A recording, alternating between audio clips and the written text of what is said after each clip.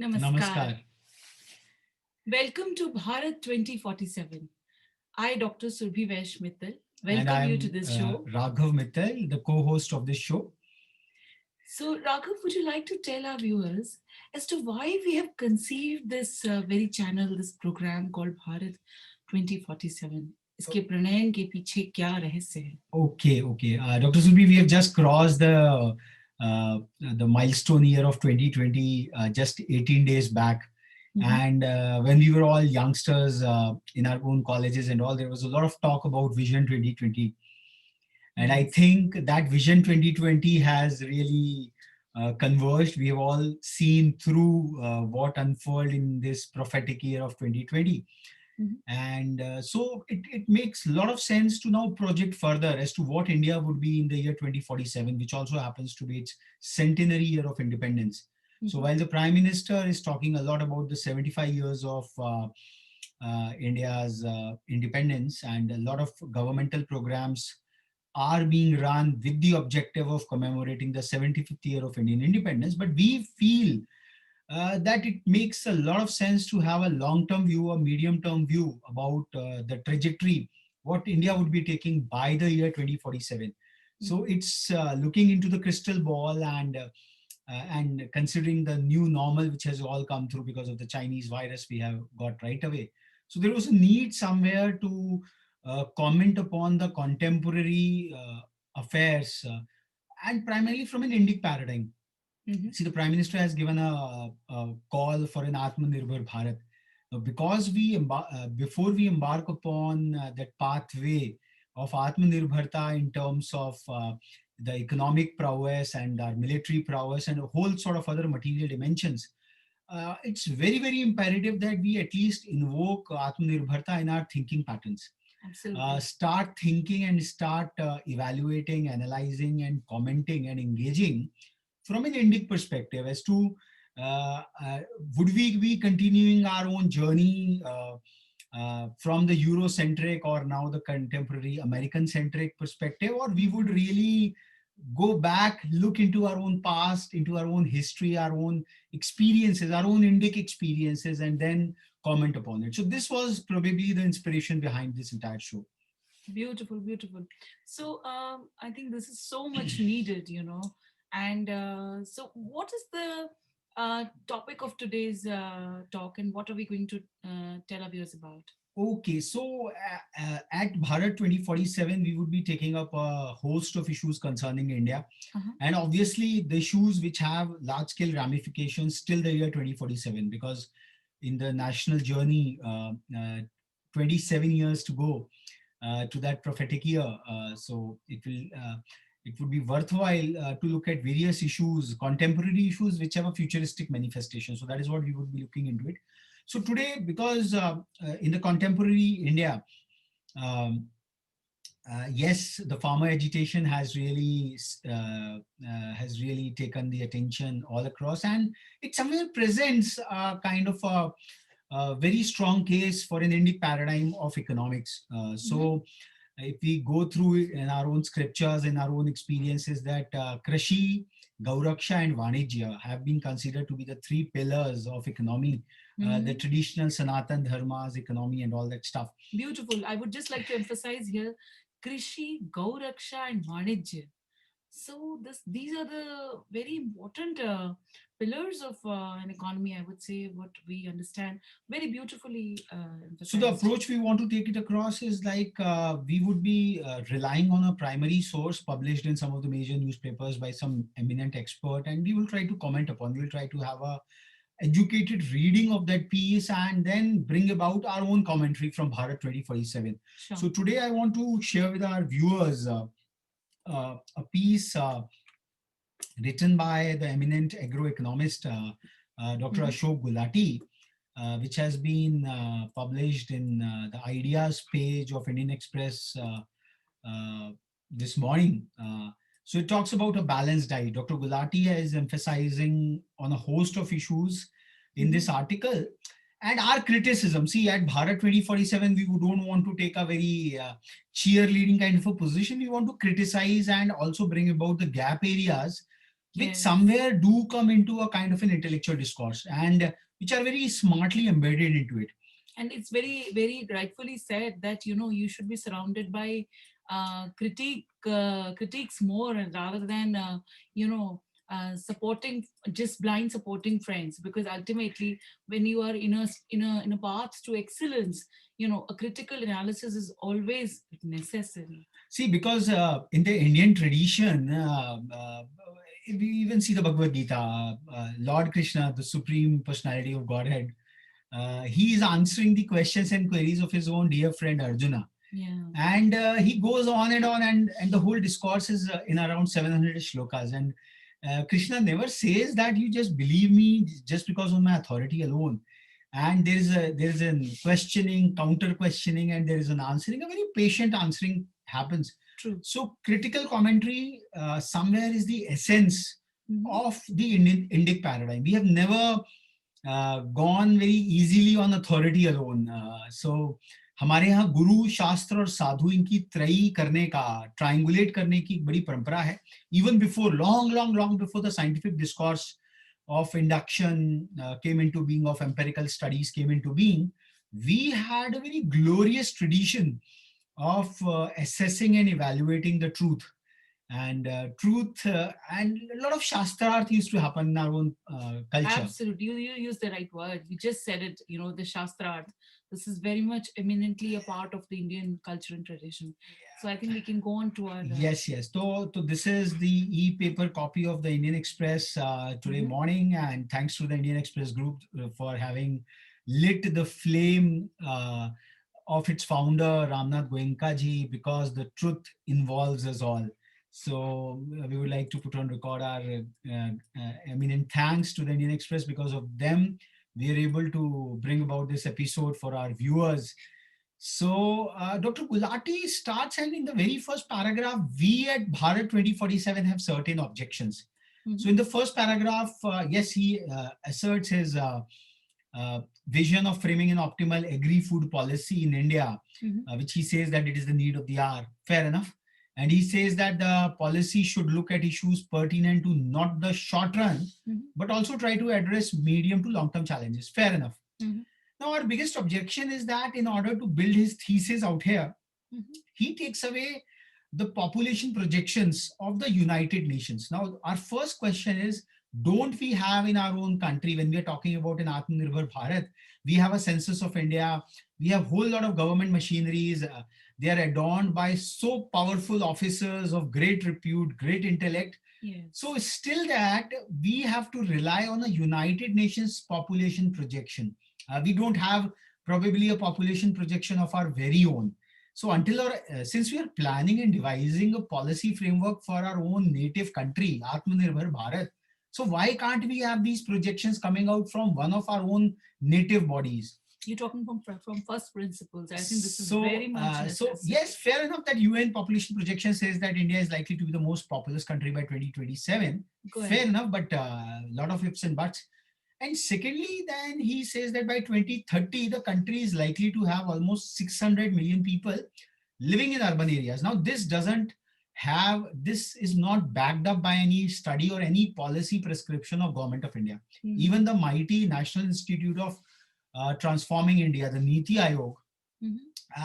So ideally, we feel that if such a kind of a presumption is taken, an assumption which is being brought about, that yes, so either it is a tacit understanding that we are okay, we have a very explicit policy prescription that by 2030 we would be moving 60%, 60 crore people of ours to urban locations. So now this is something which causes consternation, because in the developmental debate, which unfortunately is not happening so very fervently these days, we are not even questioning that in the age of automation. See, this presents a very strong question, Dr. Surbi. We saw the huge reverse migration of the working labor right after the lockdown was announced, right? Yes. So the cities could not sustain our daily wages or even our bottom of the pyramid labor who had migrated all the way from their villages and towns. Not even a month the cities could sustain them in that era of uncertainty. True. On the other side, I would like to put to our viewers that our mighty Niti Ayog, it has brought about papers and a lot of policy prescriptions more Mhm. on the impending impact of artificial intelligence, on the impending automation of the industry Hmm. which is going to happen. So one thing is very clear, that at the cusp of the fourth industrial revolution where we are sitting, and see, this is also going to be one of the very critical part of Bharat 2047 commentaries, Mhm. that we would be taking an integral view, because this is a Mhm. country of integral humanism. This is a country which has seen everything as a whole, as a complete unison, Continuum. as a Continuum. continuum. Yes.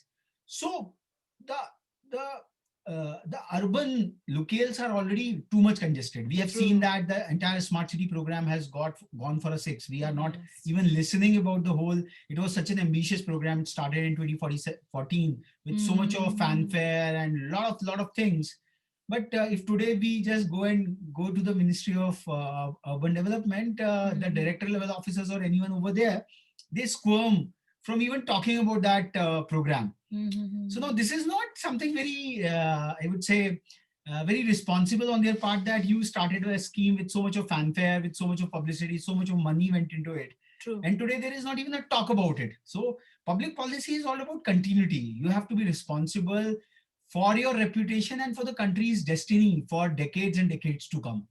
Mm-hmm. So this assertion is quite questionable.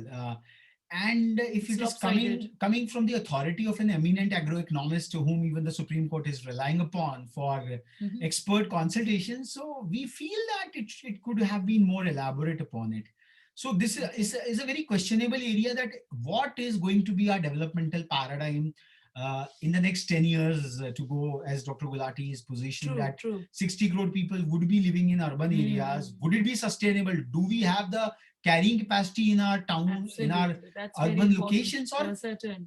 or can we really have an alternate developmental design Mm. whereby we empower our rural geocultural locales for a very Mm-hmm. fulfilled life.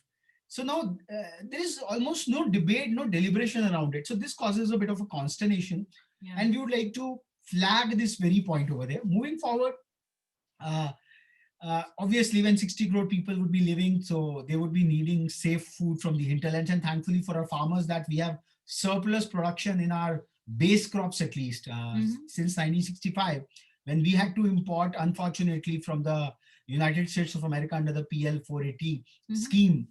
It was quite a national humiliation. Mm-hmm. We were in our prime minister Lal Bahadur Shastri. He called upon the green revolution, and Mm-hmm. he introduced the concept of Monday fasting, which many of our mothers and our seniors, uh, senior to our generation, they have witnessed that. Yes. So, so from 1965, the country has really come a long way. But unfortunately, it doesn't find any mention in this article, this piece, coming from a very eminent agroeconomist. He just talks about that the problem has now become of surplus wheat and paddy and sugar. That is the central line which he just posits here and there. But he doesn't go back to 1965, where we were just, we went with a begging bowl to the word. So instead of looking at a problem from a systems perspective, he's just picking some parameters and trying to build a lopsided thesis and try to pose it as if it is a balanced diet. So I feel, in my personal assessment, after a deep reading, which I will be just presenting it across, it is not a balanced diet. It is an unbalanced diet which Dr. Gulati is trying to feed us. And I will show you that how it is an unbalanced diet. Mm-hmm.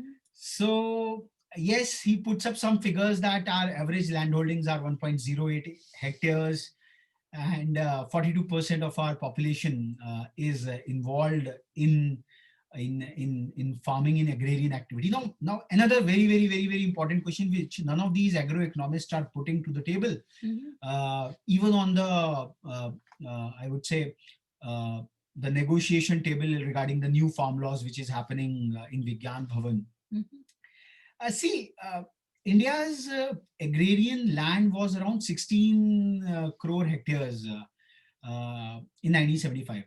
Now, if we just look at it, around Mm. the agrarian census says that we have around 14.6 साढ़े 14 crore land holdings हैं. If we just Mhm. take up this average size, so the total land area under agriculture is around 15 crores. Is around 15 crores around. Mhm. साढ़े 14 करोड़ 15 करोड़ के around है. Mhm. So already there is a drop of 10% in the whole land under cultivation. Mhm. But what is important is that 14.6 crore families are which map to this 42% of our workforce. Now this is very important. It What you have maps it said. across. Now, one of the biggest questions comes is United Nations, United States, it has a population of around 33 crores. Mhm. It has just 2% of its population which is dependent on agriculture. Mhm. Now, America, it's a melting point. Mhm.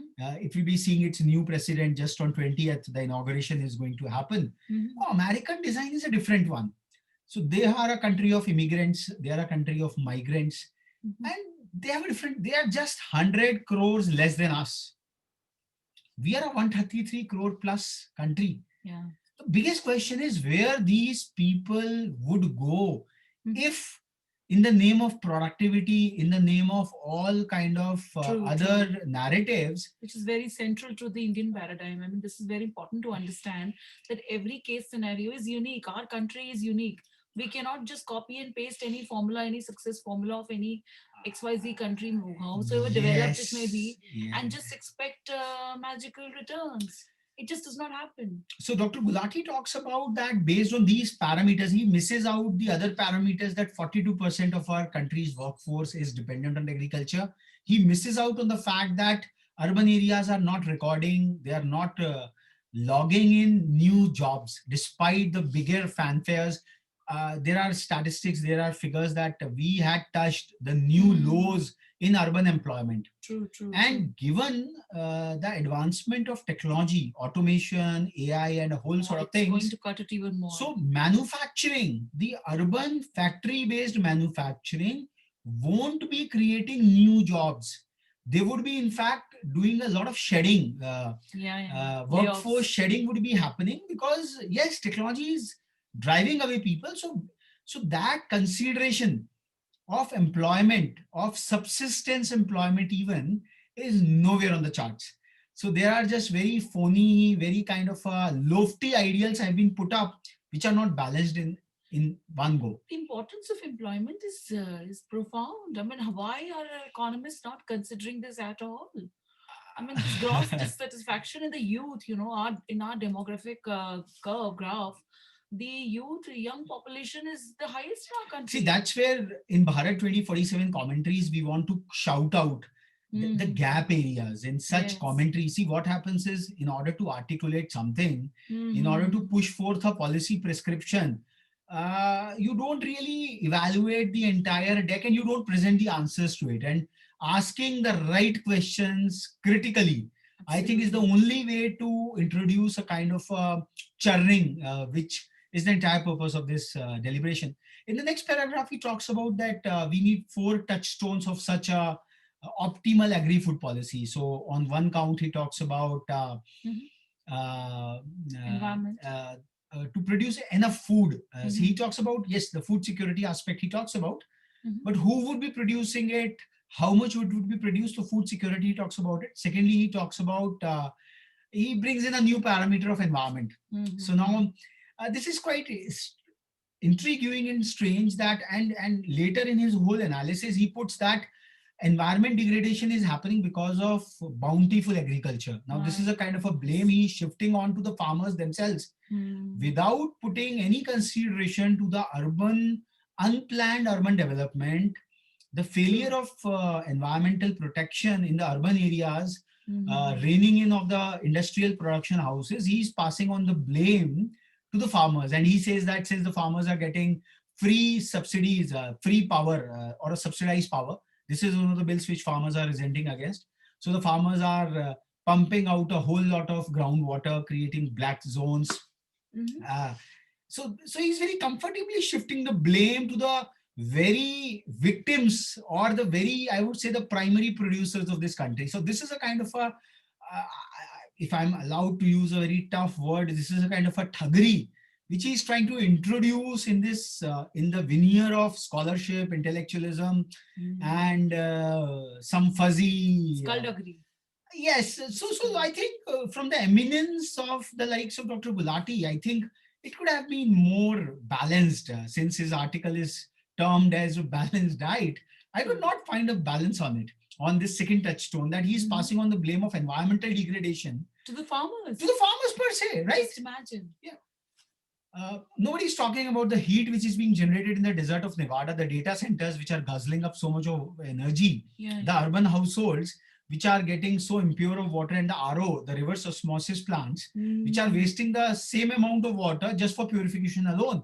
Yes. So policy fixes have to be seen from an integrative perspective. They cannot be seen by a half-eyed or a blind-eyed mindset.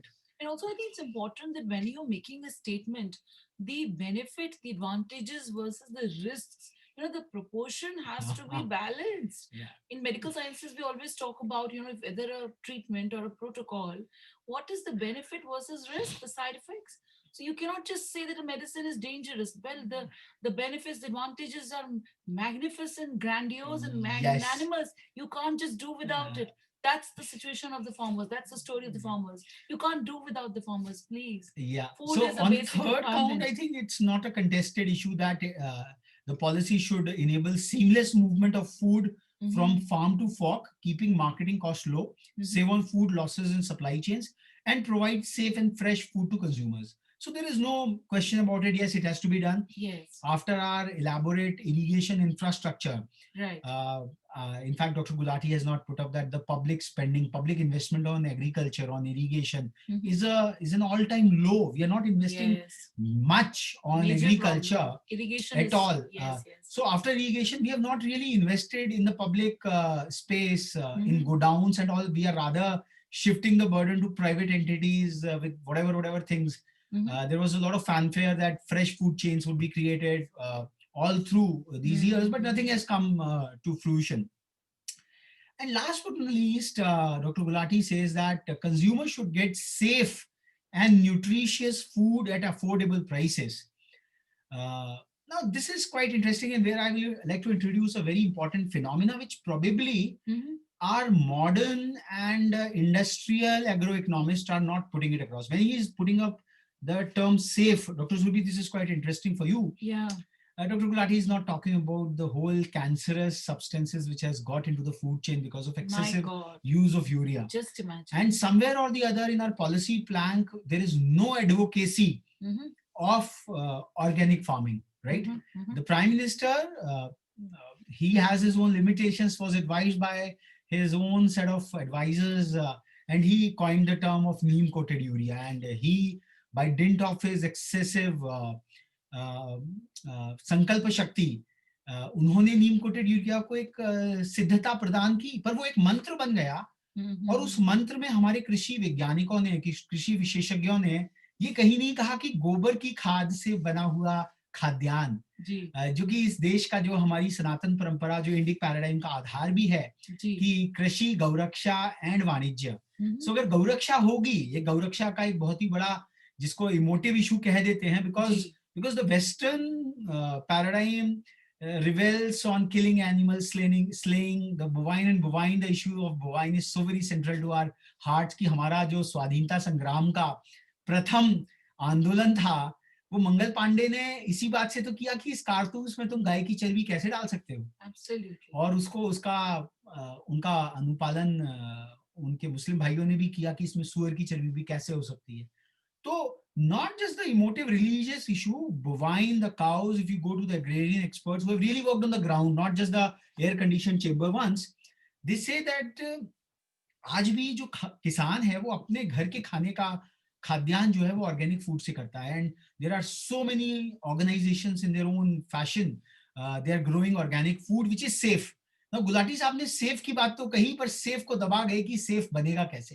And I would like to quote a statistics which is coming from one of the very profound Indic platforms, स्वदेशी जागरण मंच, उसके अखिल भारतीय प्रचार प्रमुख का दावा है कि भारतवर्ष की जो 500 agro-locales hain, we have the capacity to produce food Mm-hmm. which can feed organic food, which can feed probably 400 crore people, like 4 times our own personal needs. My goodness, this is such a profound revelation. So when there is a talk of quality, Mm-hmm. safety, there is no talk of organic farming, right?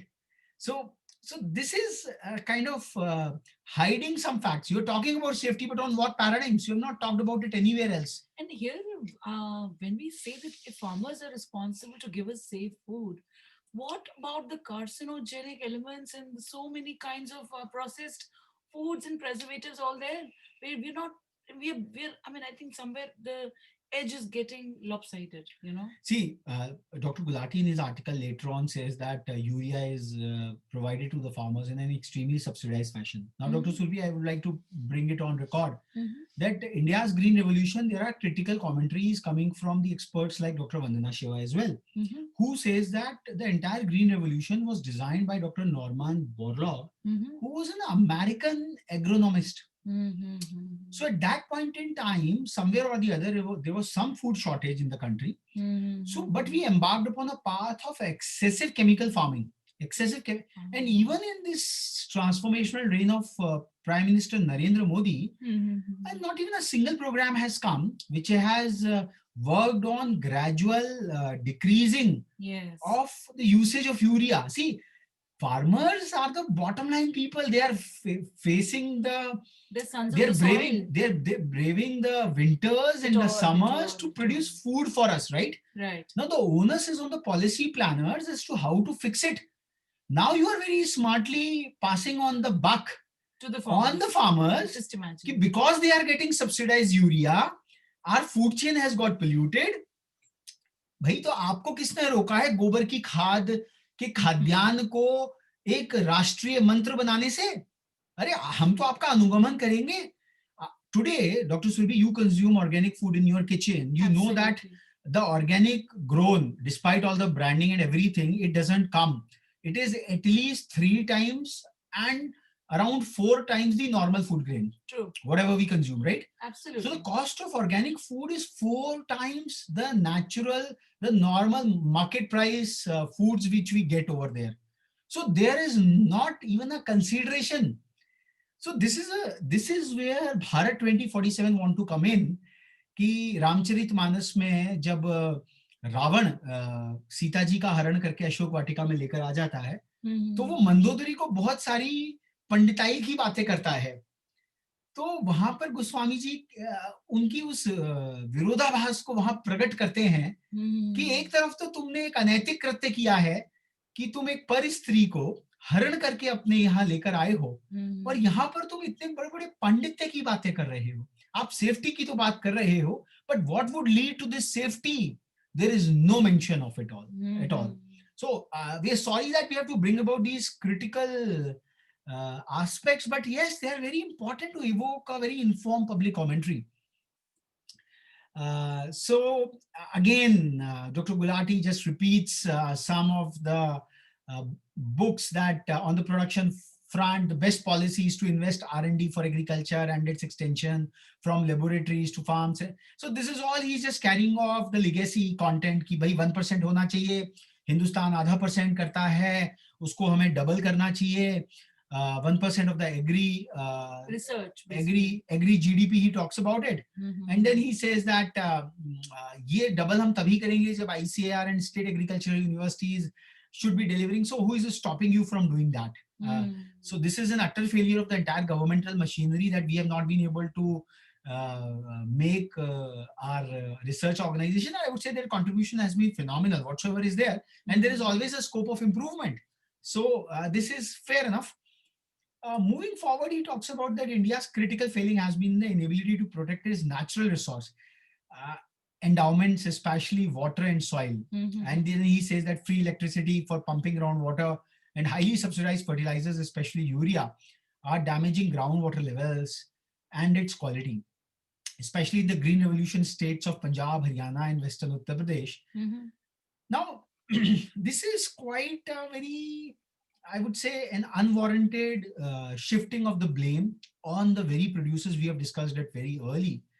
that these are the states which really fed this country with wheat and paddy when we needed them the most. True. And now, since our coffers, our storage, our public policy is shifting, so this is highly responsible on the part of the policy makers to comfortably shift the blame over there. So this doesn't calls for credence. Yes, fair enough. Over a period of time, 1965, the need was somewhat, we made a combined choice. But can we pass on the blame over here? And the kind of solution, the remedies which we are making is just amputating it all at once, rather than creating smarter mechanisms to withdraw. Dr. Suri, you're a medical doctor. If a patient is on certain drugs, there are withdrawal symptoms. Absolutely. So don't you doctors plan? Yes, we have to taper it down, or we have to plan it accordingly, you know, that there has to be a withdrawal strategy, and we have to evaluate whether to withdraw, what are the benefits and the risks, and you know, No. This last paragraph over here in this last statement, that this region, Punjab, Haryana, and Western Uttar Pradesh, is crying for crop diversification, especially reducing the area under rice by almost half, while augmenting farmers' income. Now, very smartly, Dr. Gulati talks about farmers' income, just platitudes and platitudes and platitudes, and nowhere he has given a prescription as to how the farmers' income will be augmented. It is just talking and talking and talking, and there is nothing which even remotely suggests that how the farmers' income will get empowered out here. No, this is very important. You know, the producer, the at the root, at the soil, who is creating all the food for us. You know, and we are not anywhere empowered, enabled, or even thinking on how we can augment the farmers' incomes. You know, so I would like to bring your focus again over here, that he, in his four touchstones, he talks about that at the center of all these is the farmer, whose income needs to go up with the access to the best technologies and best markets in the country and abroad. So these are again very lofty ideals, very lofty thing. But here I would like to bring in, and in one of our next episodes we will in the 1700s, the productivity of the Indian farms was as high as the current productivity in the most agrarian advanced countries of the world.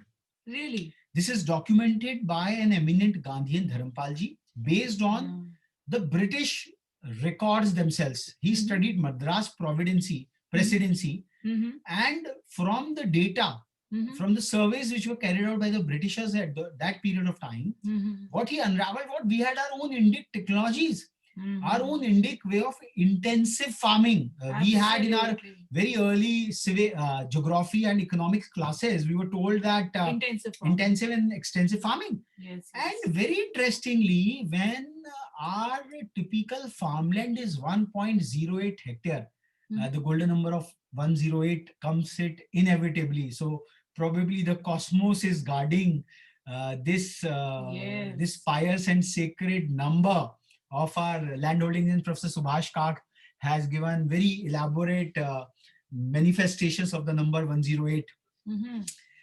So why can't we design an economy where we have a happy mix of rural and urban? President Abdul Kalam, APJ Abdul Kalam, used to advocate about the paradigm of Pura, providing urban amenities in rural areas. Beautiful. So Prime Minister has been working so very hard that the Hira revolution he talks about, the highways, information ways, railways, and airways.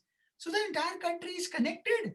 So why can't we live in healthy and safe environs of rural hinterland, where the per square kilometer, and it's an information age we are talking about. So the entire thesis, the entire foundations of this whole economic planning goes for a 6. It's kind of a caricature of that old era where things used to change every 30 years. We are in an era where the whole technological life cycles are shifting. In just 3 years, new changes are happening. True. So I'm just trying to bring about that. Why can't we have a different paradigm of development altogether in this country? That's required. We are not saying we are against urbanization, but can the 60% or 60 crore people of the country, half the population would be living in urban locations, would it be sustainable at all? So what is desirable and what is recommended. We have to really, this is a very food for thought, So really. now the mischief which happens over here is that in this paragraph, yes, from an environment perspective, Dr. Gulati is talking about that Crop Punjab, diversification. Haryana, and West Andhra Pradesh have to reduce the paddy Yeah, acreage yeah. by half. But here, in the very next paragraph, he says that if we are competitive in the whole world, Mhm. we are only because of paddy. Only our paddy is competitive across the world. Yes, there are issues of exporting net water because paddy, we all know, is a high water guzzling crop. Mhm. But then again, one of the parameters which Dr. Gulati misses out here, and he has been uh, hiding it all through his commentaries, Mhm. that it is because of the MSP, assured MSP, because of the public procurement of paddy from these three states, that Mhm. farmers are incentivized to grow that. So they miss out the very fact that MSP as a policy lever and public procurement as a lever has been a great tool of Mhm. driving the choice of production. Now, whose job is for planning the agricultural crops? Now, we have a defense requirement. We cannot leave it to the market forces that, okay, Yeah, let's yeah. the ordinance fact. Oh. So farming, we had the slogan of Jai Jawan and Jai Kisan. Mm. So food security is as critical and as important, I think, as Absolutely. the national security across dimensions. So this very paradigm is being missed out, and agriculture is being seen as just another industrial activity, just another way, another product line. It is a Mhm. very critical area over there. So Undoubtedly, so Dr. undoubtedly. Gulati advocates that this can be done by switching from highly subsidized input price policy, where power, water, and fertilizers are subsidized, and MSP or FRP policy for paddy, wheat, and sugarcane. Uh, Unfortunately, Dr. Gulati just talks about the switching over, but he doesn't give uh, the prescription what to switch over to, and he doesn't defend that position. So it's fine that the doctor is saying that, okay, this drug is not helping you, it is causing this problem, that problem. But then Mm. there is the substitute, sir. Where's the solution? Where is the solution? Without that, where we will switch to? So again, there is a huge gap out here. And he just says that to more income support policies linked to saving water, soil, and air quality, just platitudes and platitudes and platitudes. Uh, you are not even in your policy doctrine, you are not even becoming Yes. a votary of making MSP as just a baseline pricing for agrarian products and Mhm. using MSP as a lever for driving the acreage of production. So Mhm. if government says that out of my whole food procurement bill, Mhm. we want to procure this much of pulses, this much of oil seeds. We know that two-thirds of our oil seeds are imported. Yeah, yeah. Now, this anomaly, where is that overall policy planning out here? Mm. You are just talking about the three main crops, which, yes, for a poor household, it is what matters. Absolutely, absolutely. So this is not holistic and complete. Rather, it is it's quite bizarre, I And would then he say. says that sugar and wheat are being produced at higher prices, higher than global prices. By how much? So, see, agricultural production is not an industrial production which can be controlled. A mobile phone assembly unit, either in China, it also depends on a lot of ecosystem perspectives. China, their PLA might be working behind the wheels to reduce Mm. the cost of mobiles, and that is the dumping charges which we all talk about it. All Mm. that narrative has been very comfortably wiped around, as if Indian farmers are some kind of profiteers. And so all the competitiveness is being put on the shoulders of our farmers. Just imagine. And then they are lamenting, then Dr. Gulati is lamenting about the excessive stocks of wheat and rice with the Food Corporation of India. Now, to our august audience, we would say that had we not these kind of food stocks with us, Mm-hmm. the Honorable Prime Minister, who opened up the floodgates of free food to almost 80 crore people of ours, Mm-hmm. and the COVID pandemic, would it have been possible? So, so, That's so the this was that's so, really so, so very critical.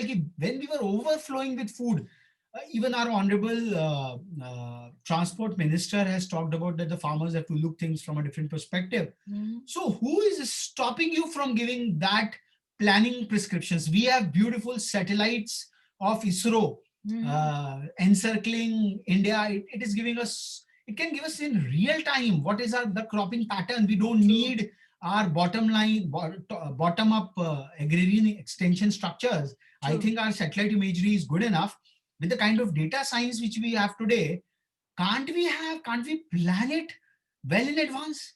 So Very well pointed out indeed. It's very important, I think. so yes, water is an issue, but so is urbanization. If you will put 60 crore people in urban cities, the kind of water requirement of theirs is tremendously high. Just Why are you putting imagine. the entire blame on the farmers alone, who are their crime is producing surplus of paddy or surplus of wheat? No, on whose shoulder this onus remains? You have all the levers of policy prescription, you're not exercising the same.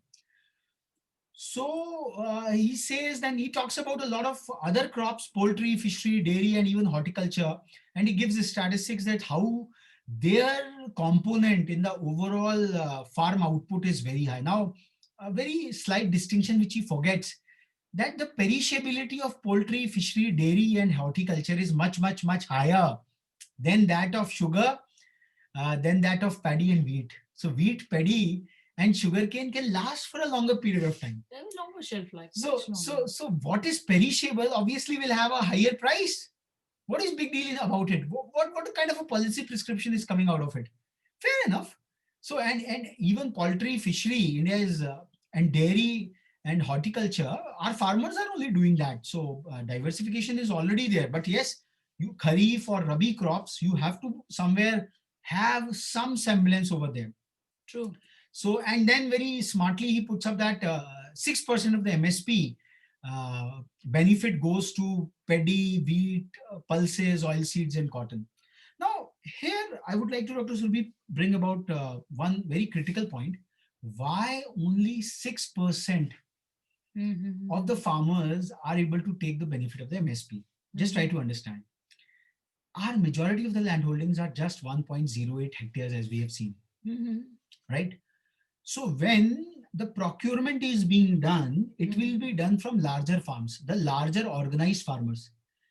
The small landholdings, they have not the wherewithal. So Mm-hmm. the policy is already tilted very much in favor of the large farms, the large farmers, the organized ones. Mm-hmm. So so if MSP does come as a kind of a legal guarantee, that this is the baseline price below which an agrarian produce will not be sold. There Mm-hmm. can be many mechanisms for it. Yeah. So it will ensure that all the 94% of the farmers would also be benefited by a baseline prices. Like we Mm-hmm. have the 15th Finance Commission. It talks about in even in the government services, there is a baseline pay. Yeah, yeah. So that pay is ensured for each of the government servants. Mm-hmm. You would be astonished to know that the entire salary bill across the central government and the state government Mm-hmm. is a whopping 10 lakh crore a year. 10 lakh crores just go to the Mm-hmm. central and the state government servants. So, in that context, what farmers are really asking for is a simple market intervention where a Mm-hmm. baseline price is ensured to them. Absolutely. And as we have seen so far, that MSP can be used as a lever for policy planning. In fact, I was just saying that even this MSP, the what it has been positioned at, it's not that, even sufficing the real value which they should get. This is the minimum we can do for the farmers. I mean, this is something we should not, be defaulting at all. So I think adding upon the environmental imperative, the burden of environmental degradation on the farmers per se, Mhm. the issue of water on the farmers is is a mischief. It is probably doing too much on them. I Mhm. think this is quite the gap which we wanted to shout out in this Mhm. commentary of ours. And lastly, third point which he talks about, there is no question, there is no, I would say, there is no Did I? two opinions Mhm. regarding that, that we really require marketing segment of our agrarian crops. We do need infrastructure. We do need cold storage. Who is stopping us from building the agrarian infrastructure for it? In fact, even in the last budget, before the corona pandemic broke down, the national infrastructure pipeline was announced by the honorable finance minister, which talked about an investment of 111 trillion rupees of investment for the next 5 years. यानी कि 20 से 25 लाख करोड़ का investment, and some 7,300 projects were identified, infrastructural projects were identified, onto which this investment was to be made. So now my question is, how many of these 7,300 projects which are identified mapped to the agrarian infrastructure of the country? What percentage of it? There is no publicly available data regarding that. Yes, we are in a tougher position, but yes, agrarian infrastructure is it's one of the most critical infrastructure, equivalent to our infrastructure on the borders, on the Ladakh border, on our western borders, on all across. Because food security is very, very important. We cannot, when we give a medicine, कहते हैं कि we say खाली पेट मत लेना, कुछ खा के लेना. Food is something essential. You cannot just debate on it. You can talk on it for hours and hours and still not be able to express the importance of food. So I think this matter, why it is still languishing, and when Dr. Gulati talks about high margins of intermediaries, so this is again a very tricky situation that do we want just a handful of intermediaries, the organized sector, who can pocket up? So again, here comes a distribution challenge of the economy. Do we want some 2, 3, 5 big players who can pocket up? And this is, I think, one of the biggest contention of the Bill 23 of 2020 of 2022. जो तीसरा bill है farm bill, जिसमें बात करते हैं कि उन्होंने essential commodity acts के भंडारण की सारी जो सीलिंग्स हैं उसको हटा दिया है, रिमूव कर दिया है. तो ये जो हाई मार्जिन्स ऑफ इंटरमीडियरीज है, I think there can be, because a huge section of the Indian population is involved in that trading part of it. So अगर आप उनको check out करके, if you just want to institute a new kind of intermediaries, again that is a risking option for the economy. Because food will get stocked up in very few hands, and the end pricing, because Dr. Gulati talks about that the end consumer should get the food products at a lower price, that get risk. So again, it's a balancing issue. It is not balanced per se. It is just one-sided. How much is the margin over there, and to what extent do we want to reduce it? There is no talk about it anywhere. Just throwing some bombs to the whole policy prescription. The intent is not very clear. The intent, I would say, it's dubious. It is tilted towards a very clear direction of corporate ownership of Indian agriculture. And lastly, he comes to the matters of the perspective of consumption, and he says that basic hunger has been more or less conquered. Now, Dr. Gulati forgets that agriculture is a cyclical activity. India is still facing droughts and famines on a circular logic, and it is not even 100 years which has gone by when the Indians were subjected to 20 famines in 100 years per se, because of the faulty governance practices on the part of the Britishers. And the Great Famine of China, the Great Leap Forward, which was accentuated on the behest of Mao Zedong, which led to unofficially or officially 36 million plus deaths because of paucity of paucity of food. So India has to see things from a Chinese perspective as well, because they have the same complexity as ours. We are a predominantly vegetarian country. We don't depend on seafood to that extent. So this assumption has to be put up with lots of checks and balances. So we don't give even the farm subsidies which the advanced countries give to their farmers. We don't even give a small percentage of it.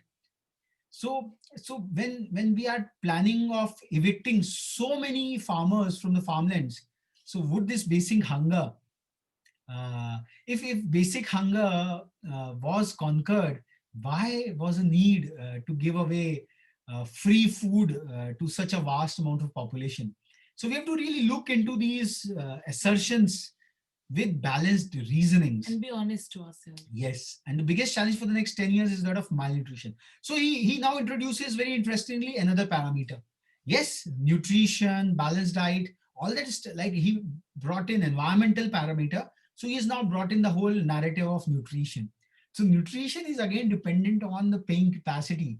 When uh, uh, 70 to 80 crore of the population is dependent, 14.6 यानी 15 crore घर परिवार, if even with an average of 4 members per family per land holding, तो 60 करोड़ लोग तो agrarian economy पर ही dependent हैं. So there is no talk of intensive farming where the farmers are really doing subsistence farming, where they are creating, they are putting up more food crops in their same 1.08 hectares, producing some stuff which they can consume themselves. I think that is the best way of bringing up nutrition. There is no talk of animal husbandry out here. Dairy is an industry they are talking about, but farmland, because protein source, the cow milk and all. So there is a whole indigenous design which settles all these concerns of Dr. Gulati and the other top level policy planners. But our problem is that while we are talking about Atmanirbhar Bharat, we are somewhere still struck with that colonial mindset that whatever Indian is inferior. We are not looking in our own backyard.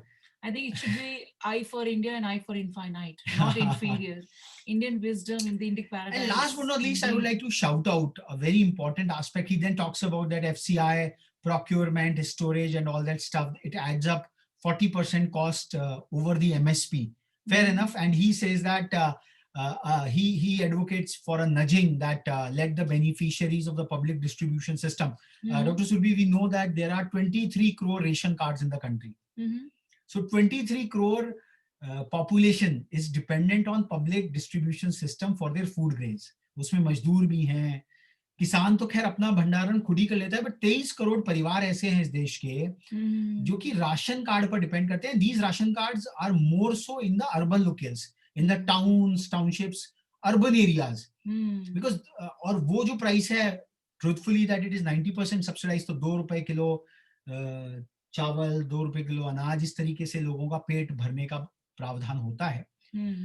तो यहाँ पे वो बात कह रहे हैं कि आप इसको छोड़ दीजिए, हम आपको डीबीटी कर देंगे, डायरेक्ट बैंक ट्रांसफर कर देंगे. See direct bank transfer is very good on the part of the bankers, क्योंकि बैंकर्स के लिए आप जितना ट्रांजैक्शन करोगे उनके सर्विस फीस बन जाएगी. So this is more of a financiers and a bankers economy.